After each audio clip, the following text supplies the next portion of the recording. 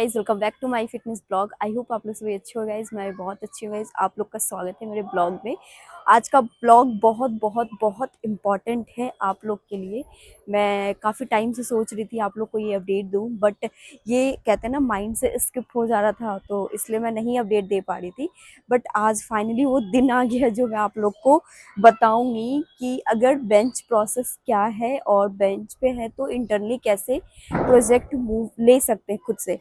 ये बहुत इंपॉर्टेंट है। एक का मैसेज भी था, बहुत मतलब वो उन्होंने मुझे बहुत अच्छा मैसेज लिखा है, so thank you so much. तो ये ब्लॉग मैं सिर्फ और सिर्फ आपके लिए शूट कर रही हूँ क्योंकि ऑलरेडी मैं बेंच का प्रोसेस बता रखी हूँ। स्टार्ट करते हैं फाइनली, क्योंकि बेंच का प्रोसेस मैं ऑलरेडी ब्लॉग इस पे शूट कर रखी हूँ। आप मेरा चेक करना, ब्लॉग गिर जाएगी, वो गिर जाएगी,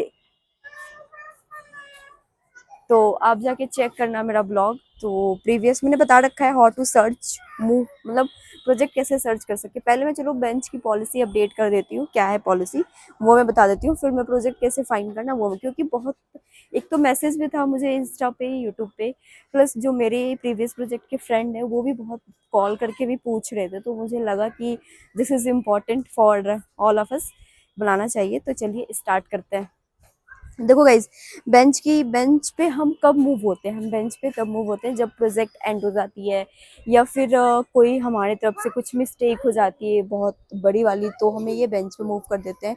कुछ हम दो ही स्टेप होता है बेंच पे जाने का, ठीक है। अगर प्रोजेक्ट एंड होती है तो उस बेसिस पे अगर आप बेंच पे मूव होते हो गाइज, तो ये जो प्रीवियस जो आपका करंट प्रोजेक्ट है उनकी रिस्पॉन्सिबिलिटीज है, आपको प्रोजेक्ट वो दिलाएंगे। बट अगर वो प्रोजेक्ट नहीं दिला रहे हैं तो आप कैसे खुद से फाइंड करोगे, ये भी मैं आपको भी बताऊंगी। ब्लॉग के एंड में बने रहना। तो गाइस चलिए एक चीज़ और बता दूं कि प्रोजेक्ट जो है, बेंच की पॉलिसी क्या है करंट। देखो पता है आपको एचसीएल में भी फाइन, अभी करेंटली हायरिंग फ्रीज है। तो जो हायरिंग फ्रीज है इसलिए बेंच की पॉलिसी भी बहुत सारी चीज़ें चेंज हुई है। पहले ऐसा कुछ पॉलिसी नहीं था, बट अब है ये पॉलिसी। तो अभी अगर आप बेंच पे रहोगे तो आपको करेंटली ऑफिस भी रिपोर्ट करना पड़ेगा 7 to 8 आवर्स। फर्स्ट प्रोसेस ये है। सेकंड है गाइज, यहाँ पे थोड़ा अच्छा आ रहा है व्यू। तो गाइज सेकंड पॉलिसी मैं बता दूँ आप लोग को। सेकंड पॉलिसी है कि अगर आप का प्रोजेक्ट एंड होते हैं तो आप कितने टाइम बाद बेंच पे जाते हो, कितना स्टेप लगता है बीच में। देखो अगर आपकी प्रोजेक्ट एंड हो गई या फिर आपको इंटरनली मूव कर रहे हैं, प्रोजेक्ट नहीं मिल रहा है, तो आप दूसरे प्रोजेक्ट में जाना चाहते हो, उस केस में भी लोग बेंच पे जाते हैं। अगर वहाँ पे प्रोजेक्ट का है तो आपको देखो आपको पता होगा डब्ल्यूपीसी टीम है जो बेंच की पॉलिसी हैंडल करती है, बेंच का सारा चीज़ हैंडल करती है। तो वो जो पॉलिसी हैंडल कर रही है, तो उस बेंच पे मूव जाने के लिए बहुत सारे लोग ऑलरेडी 1000+ बेंच पे हैं।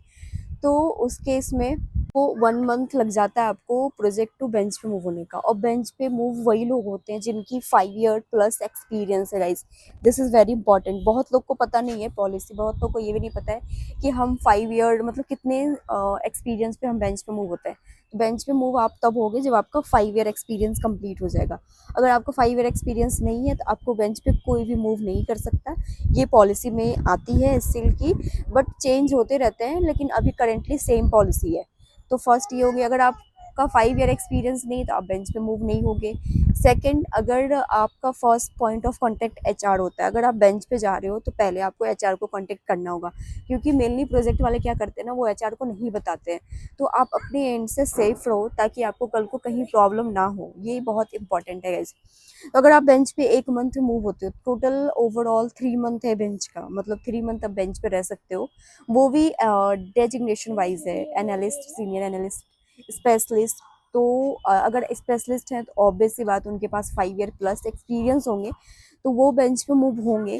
बट आपको 1 मंथ लग जाएंगे। अगर 1 मंथ होता है, आपकी जो अटेंडेंस है, आपकी सैलरी आएगी प्रॉपर, अटेंडेंस अप्रूव करेगी बेंच वाली जो डब्ल्यूपीसी टीम है, वहाँ पे एक मैनेजर आरएम डिसाइड हो जाता है, वो अप्रूव करते हैं। देन आपको ऑफिस भी रिपोर्ट करना होगा, अभी की पॉलिसी में यही है।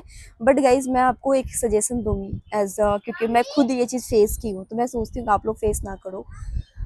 अगर इम्पॉसिबल हो तो प्लीज़ बेंच पे मूव मत हो, क्योंकि बेंच पे जाने के बाद ना प्रोफाइल बिल्कुल ज़ीरो हो जाती है गाइस, सच में ट्रस्ट मी। बेंच पे जाने के बाद प्रोफाइल का कोई उतना वैल्यू नहीं होता है, क्योंकि आप काम नहीं कर रहे हो। देखो, ओनली पैसा मैटर नहीं करता है। अगर आप जॉब कर रहे हो तो आपके लिए जो वर्क प्रोफाइल है वो भी बहुत मैटर करती है। This is very important. तो इसके लिए कोशिश करना, अगर आपको टाइम लग रहा है बेंच पे मूव होने में, क्योंकि अगर आप 2 मंथ भी रहते हो बेंच पे तो आपकी प्रोफाइल ज़ीरो हो जाती है।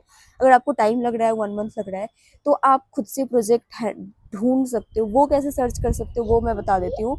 टीम्स पे, एचसीएल के टीम्स पे ईवा हैंडलिंग है लेफ्ट साइड में जो ईवा हैंडलिंग है उसमें आपको पता होगा जो बेंच पे वहाँ पे प्रोजेक्ट सर्च करते हैं, तो वहाँ से आप प्रोजेक्ट सर्च कर सकते हो और आपको डेफिनेटली प्रोजेक्ट मिलेगा। बट वो आपको डेली बेसिस पे करना होगा प्रोजेक्ट। बाकी आपके कलीग होंगे या टीममेट होगा तो बेस्ट है, बट आपके पास एक अपॉर्चुनिटी है, आप खुद से हैंडल कर सकते हो प्रोजेक्ट, खुद से सर्च कर सकते हो। तो देखो, मैं जैसे कि मेरा प्रोजेक्ट पिछले बार ख़त्म हुआ था, तो मैं बेंच पे तो नहीं गई थी क्योंकि मेरा ओवरऑल 5 ईयर एक्सपीरियंस नहीं है। मैं ये खुद का एक्सपीरियंस आपको बता रही हूँ। तो मैं उस टाइम मतलब सेम प्रोजेक्ट में थी, मेरा अटेंडेंस वगैरह आरएम ही अप्रूव कर रहे थे। बट गाइज, मेरा फर्स्ट पॉइंट ऑफ कांटेक्ट था एचआर। मैं एचआर, जो मेरी एचआर थी, मैंने उनको कनेक्ट किया, मैंने उनको बताई ऐसी ऐसी बात है, तो उन्होंने मुझे सजेस्ट हेल्प किया। मुझे भी नहीं पता था कि आफ्टर 5 ईयर, मतलब 5 साल के बाद जिसको 5 साल का एक्सपीरियंस है वो बेंच पे जाते हैं, जिसको 5 साल का एक्सपीरियंस नहीं है वो नहीं जाते। तो ये चीज़ मुझे नॉलेज में नहीं थी, तो फिर मैं थोड़ा रिलैक्स हो गई। उसके बाद फिर मुझे सेम डेज मुझे प्रोजेक्ट नहीं मिल रहा था, 15-20 दिन, मतलब ऑलमोस्ट 25 डेज हो गए थे।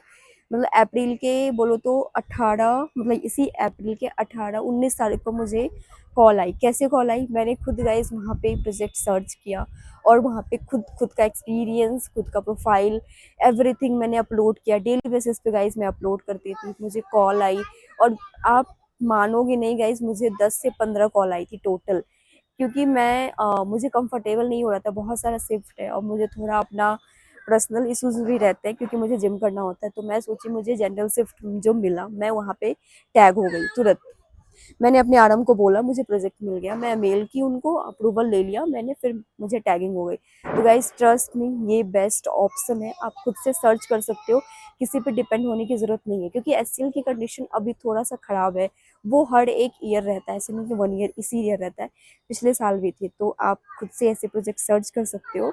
और मैंने बाकी जो पॉलिसी थी सब बता दिया। मेरा सर्च करना ब्लॉग बेंच प्रोसेस ऑलरेडी है। अगर आपको नहीं मिलता है कैसे सर्च करना है, क्या लिखना है, वो सब मेंशन है। अगर आपको इसमें प्रॉब्लम हो रही है तो मुझे मैसेज करना, डीएम करना, मैं इस पे भी आपको अपडेट कर दूँगी गाइस।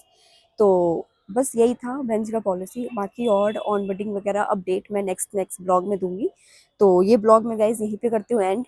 आई होप आप लोग का आज का ब्लॉग अच्छा लगा, तो प्लीज़ लाइक, शेयर, सब्सक्राइब करना, बेल आइकन दबा देना। Bye, take care.